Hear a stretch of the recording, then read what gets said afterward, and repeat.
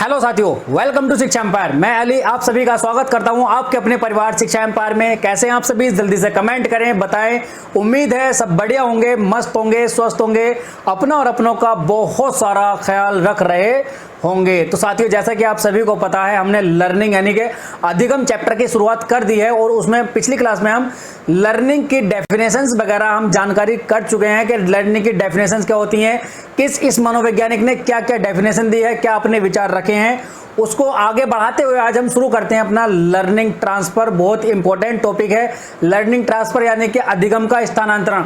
अधिगम का स्थानांतरण मतलब मैंने कोई ज्ञान हासिल किया, मैंने कोई ज्ञान प्राप्त किया और उस ज्ञान को मैं तुम्हारे तक पहुंचा रहा हूं और उसको तुम सीख जाते हो, तो उसको कहते हैं स्थानांतरण या लर्निंग ट्रांसफर। मेरा ज्ञान जो था, मेरी नॉलेज जो थी, वो तुम्हारे तक ट्रांसफर हो गई है, उसको कहते हैं लर्निंग ट्रांसफर। ठीक है, उसी के ऊपर आज हम चर्चा करेंगे। तो ज्यादा से ज्यादा अपने दोस्तों तक, मित्रों तक, सखा संबंधियों तक, सभी के पास तक इस क्लास को शेयर करो। जल्द से जल्द उनको यहाँ बुलाओ ताकि उनको भी पता चल जाए कि लर्निंग ट्रांसफर चैप्टर कितने आसानी से पढ़ा जा सकता है। ठीक है, तो एक एक पॉइंट पे चर्चा करते हुए चलेंगे हम, बहुत अच्छे से तल्लीनता के साथ में पढ़ते हुए चलेंगे।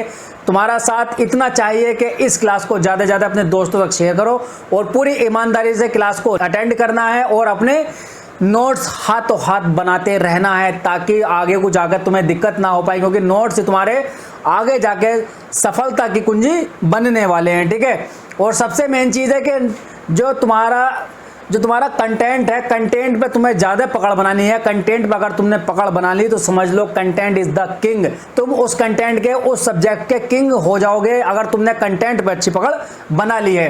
क्या होता है पता है, जब एग्जाम में कोई क्वेश्चन हमें टफ लगता है तो हम क्या सोचते हैं कि यार एग्जाम में जो क्वेश्चन आया वो आउट ऑफ सिलेबस आया। आउट ऑफ सिलेबस कुछ नहीं होता है, आउट ऑफ सिलेबस कुछ नहीं होता है। जो हमारे समझ में आ गया वो सिलेबस के अंदर है और जो हमारे समझ में नहीं आया, बाउंस गया, वो सब सिलेबस के बाहर है। वैसा ही होता है, होता सब कुछ सिलेबस के अंदर से ही है, बस समझने का फेर है। कभी कभी एग्जामिनर क्वेश्चन की लैंग्वेज इस तरह से डाल देता है कि तुम समझ नहीं पाते हो, लेकिन जब तुम्हारा कंटेंट पे पकड़ अच्छी होगी तो समझ लेना कोई भी क्वेश्चन तुमसे नहीं बचने वाला। तुम्हारे पास ये कहने का मौका नहीं होगा कि आज एग्जाम में क्वेश्चन जो आया वो आउट ऑफ सिलेबस आया है। कोई क्वेश्चन आउट ऑफ सिलेबस नहीं होता, सब कुछ सिलेबस के अंदर से ही होता है, बस समझने का फेर होता है। ठीक है, कंटेंट पे अच्छी पकड़ बनानी है। शुरू करते हैं आज का टॉपिक। हमारा बहुत अच्छा टॉपिक है, बहुत बढ़िया टॉपिक है, धीरे धीरे पढ़ेंगे हम। ठीक है, तो इसके अधिगम के ना कुछ भेद भी होते हैं इसमें। मेन चीज है, देखो क्या होता है, मैं स्लाइड लगा लेता हूं। ठीक है, स्लाइड लगाता हूं।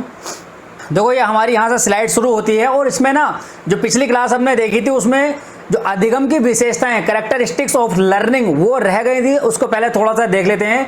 उसमें क्या होता है, देखो अधिगम की जो विशेषताएं होती है, कैसे पहचानोगे कि अधिगम है, कैसे पहचानोगे अधिगम है या लर्निंग है। उसमें क्या होता है, सबसे पहले जो अधिगम होता है हमारा वो उद्देश्यपूर्ण होता है, उद्देश्यपूर्ण होता है। ठीक है, अब उद्देश्यपूर्ण मतलब जब कोई काम हम करते हैं तो उसका कोई उद्देश्य होता है। किसी काम को करने के लिए, किसी काम को सीखने के लिए एक उद्देश्य होता है। अगर उद्देश्य नहीं होगा तो काम हम नहीं सीख पाएंगे। तो क्या है, लर्निंग क्या है, उद्देश्य पूर्ण होती है। ठीक है, और गोल फुलफिल करने में हेल्प करता है। क्या अधिगम गोल को या लक्ष्य को पूरा करने में हेल्प, मदद करता है। कोई हमने गोल बनाया कि हाँ मुझे इस गोल को पूरा करने के लिए कोई चीज सीखनी है।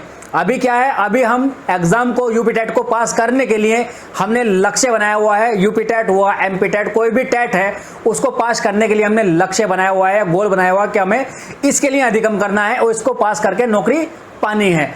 तो क्या है, गोल को फुलफिल करने में मदद करता है।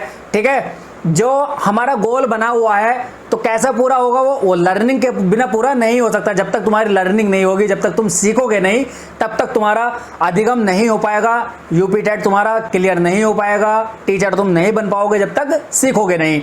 व्यवहार में अपेक्षाकृत परिवर्तन। अपेक्षाकृत मतलब एक्सपेक्टेड, जो हमने सोचा है कि हाँ हमें इस तरह से अपना व्यवहार में बदलाव लाना है, हमें शिक्षक बनना है। व्यवहार में क्या है, अपेक्षाकृत या एक्सपेक्टेड चेंज होता है। ठीक है, और डायनामिक होता है। अधिगम क्या होता है, डायनामिक होता है, यानी कि गतिशील होता है, फिक्स या स्थिर नहीं होता।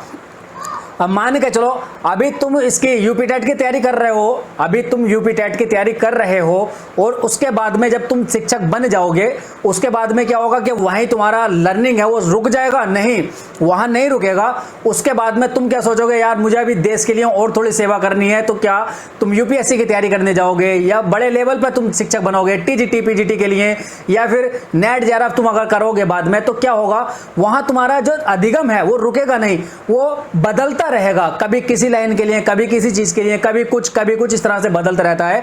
अधिगम स्थिर नहीं होता है, फिक्स नहीं होता है, डायनामिक या गतिशील होता है, बदलता रहता है। ये पॉइंट लिख लेना, इसको पूछ सकता है कभी भी तुमसे, ठीक है। लर्नर एक्टिव होना चाहिए। लर्नर यानी कि अधिगम करता जो है, जो सीखने वाला है, वो सक्रिय होना चाहिए।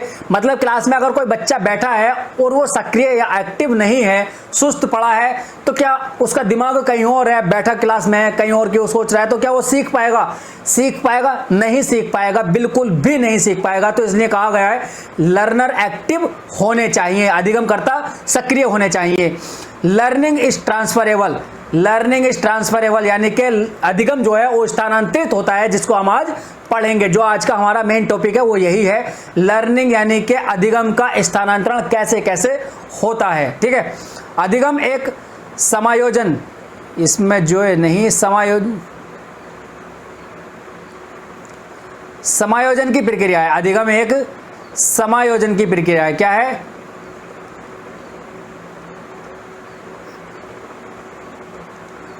समायोजन की प्रक्रिया है, ठीक है। तो और एक चीज और देखना है यहां पर, जो लर्निंग है हमारा, लर्निंग किसके इक्वल होता है? इंटरेस्ट के। इंटरेस्ट बोले तो रुचि,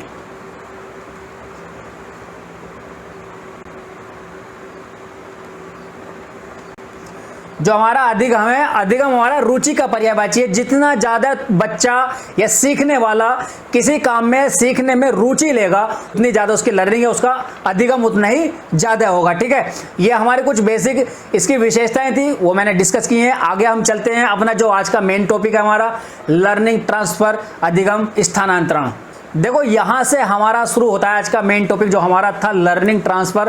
तो क्या है लर्निंग ट्रांसफर? अधिगम का स्थानांतरण कैसे होता है? अधिगम का स्थानांतरण देखो अधिग्रहित ज्ञान या एक्वायर्ड नॉलेज को किसी नई परिस्थिति या किसी अन्य के सामने रखते हैं और अन्य जो सामने वाला है उसको समझ लेता है या सीख लेता है, तो उसमें क्या होता है, उसका अधिगम का स्थानांतरण होता है। यानी कि वो जब जो मेरा ज्ञान था वो मैंने अपना ज्ञान सामने वाले तक डिलीवर्ड करा दिया है, तो क्या है, स्थानांतरण तो हो गया, लेकिन किस चीज का स्थानांतरण हुआ है? हमारे ज्ञान का या अधिगम का स्थानांतरण हुआ है, तो इसी को कहते हैं अधिगम का स्थानांतरण, ठीक है।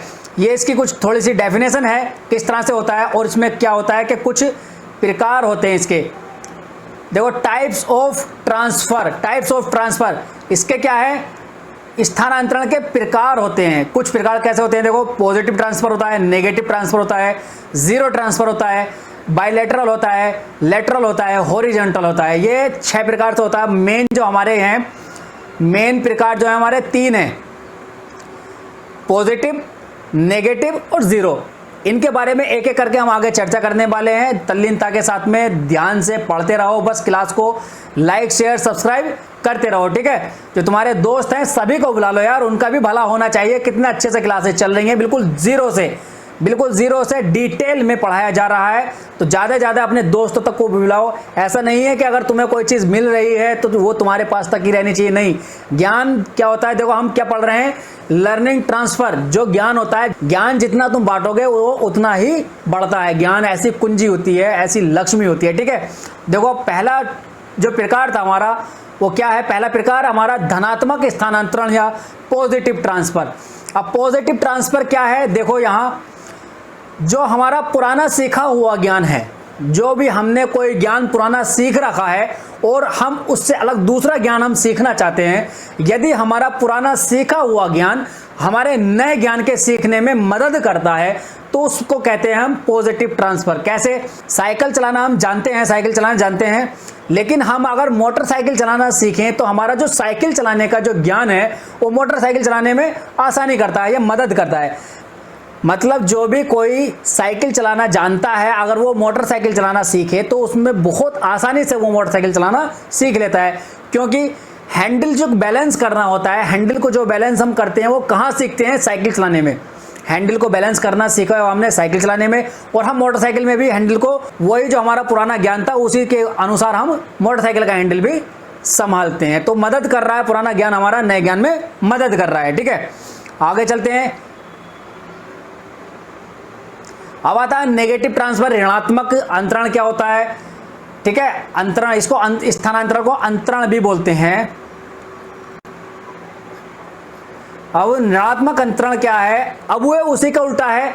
अगर हमने, यदि हमारा कोई पुराना सीखा हुआ ज्ञान है जो हमने पीछे सीख रखा है, जो हमारा पीछे का सीखा हुआ ज्ञान है, और हम आगे कोई नया ज्ञान सीखना चाहते हैं, और हमारा पीछे का पुराना ज्ञान नए ज्ञान को सीखने में बाधा डालता है या रुकावट पैदा करता है या उसको नहीं सीखने देता, तो वो क्या होता है? हमारा ऋणात्मक, यानी कि नेगेटिव, पीछे को खींचता है। वो कैसे होता है? देखो, अभी आगे हम एक चीज और पढ़ेंगे।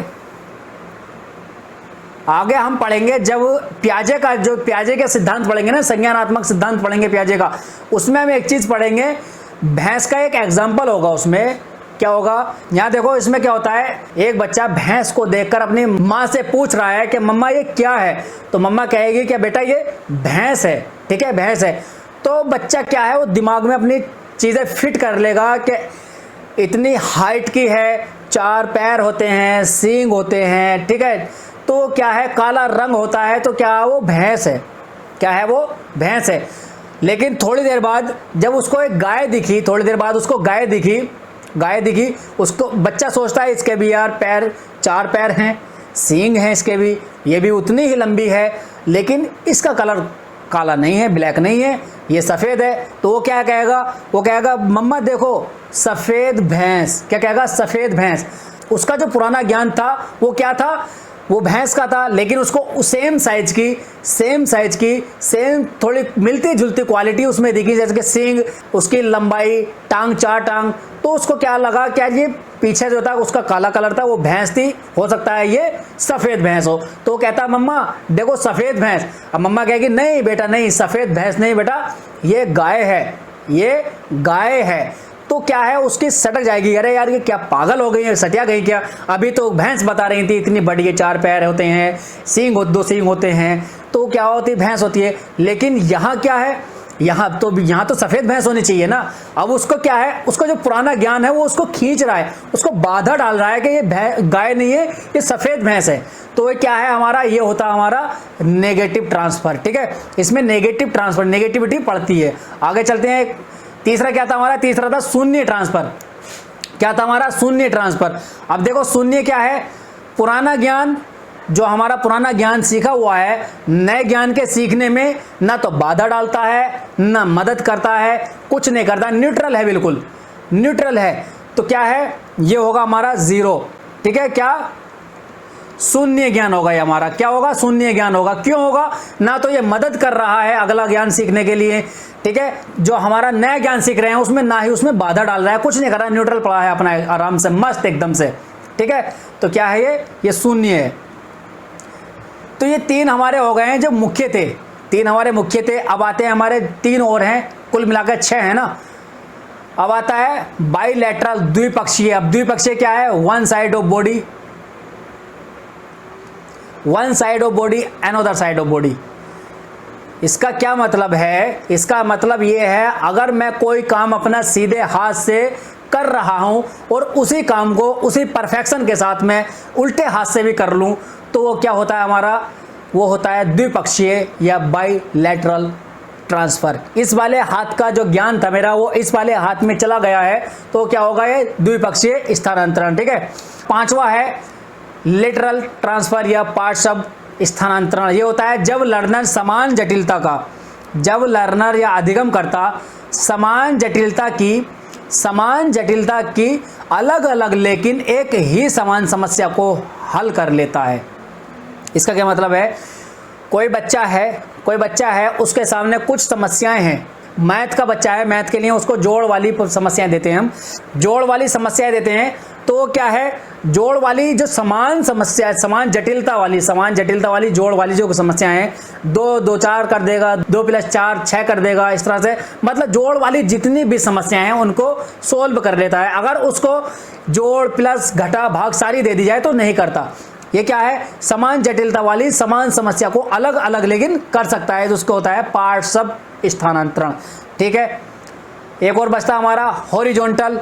अब हॉरिजॉन्टल क्या है, हॉरिजॉन्टल है समान उम्र के बच्चों की तुलना, समान उम्र के बच्चों की तुलना उसी उम्र के बच्चे के संज्ञानात्मक भावात्मक स्तर के साथ तुलना की जाती है। ठीक है, 4 साल का कोई बच्चा लिया, 4 साल का कोई बच्चा लिया, 4 साल के बच्चे का संज्ञानात्मक विकास, भावात्मक विकास उसी उम्र के यानी कि 4 साल के उम्र के बच्चों से तुलना की जाती है कि उनमें दोनों में क्या अंतर है संज्ञानात्मक विकास में और भावात्मक विकास में। ठीक है, तो उम्मीद करता हूं बहुत अच्छे से समझाया है, बहुत अच्छे से समझ में आया होगा। इससे ज़्यादा नहीं पूछा जाता है ट्रांसफर ऑफ लर्निंग से, बहुत इंपॉर्टेंट टॉपिक है, यहीं से सारा सवाल तुमसे पूछा जाएगा। बस कंटेंट पे तुम्हें ध्यान देना है, कंटेंट पे पकड़ बनानी है। ठीक है, कंटेंट पे पकड़ बनानी है और लाइक शेयर सब्सक्राइब जरूर करना है। क्लास अच्छी लगी कमेंट करके जरूर बताना कौन सा भाग में तुम्हें ज़्यादा मज़ा आया है।